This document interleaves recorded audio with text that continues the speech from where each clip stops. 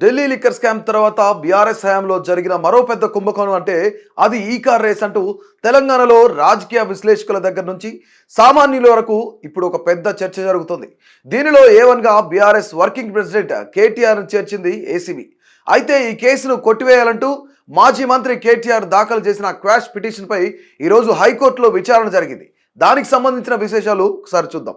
BRS హయాంలో కేటీఆర్ మంత్రిగా ఉన్న సమయంలో హెచ్ఎండిఏ నిధుల దుర్వినియోగం చేశారని, నిబంధనలకు విరుద్ధంగా ఎలాంటి అనుమతులు లేకుండా, కేబినెట్ ఆమోదం లేకుండా నిధుల అక్రమ చెల్లింపులు జరిగాయని కోర్టుకు ఏసీబీ న్యాయవాది తెలిపారు. అవినీతి నిరోధక చట్టం, నేరపూరిత కుట్ర సెక్షన్ల కింద కేసు నమోదు చేసినట్లు వెల్లడించారు. ప్రజాధనం దుర్వినియోగం చేసినందుకే కేటీఆర్పై కేసు నమోదు చేశామన్నారు.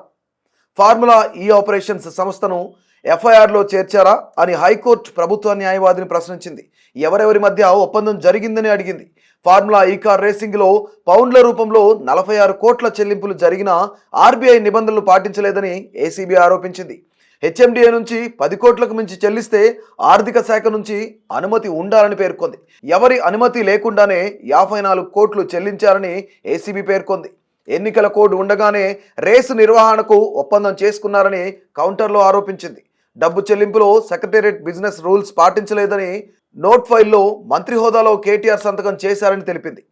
ఈ కేసులో కేటీఆర్ తరఫున సుప్రీంకోర్టు సీనియర్ న్యాయవాది సిద్ధార్థ దవే వాదనలు వినిపించారు. ఏసీబీ అధికారులు నమోదు చేసిన సెక్షన్లు ఎఫ్ఐఆర్కు వర్తించమని హైకోర్టుకు తెలిపారు. ఫార్ములా ఈ కార్ రేస్ నిర్వహణ ఒప్పందంలో అధికారి సంతకం చేసినట్లు చెప్పారు.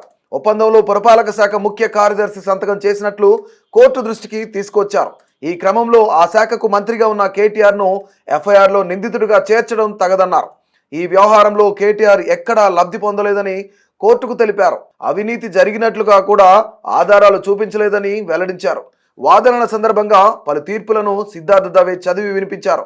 కేటీఆర్పై నమోదు చేసిన ఎఫ్ఐఆర్ను కొట్టివేయాలని కోరారు.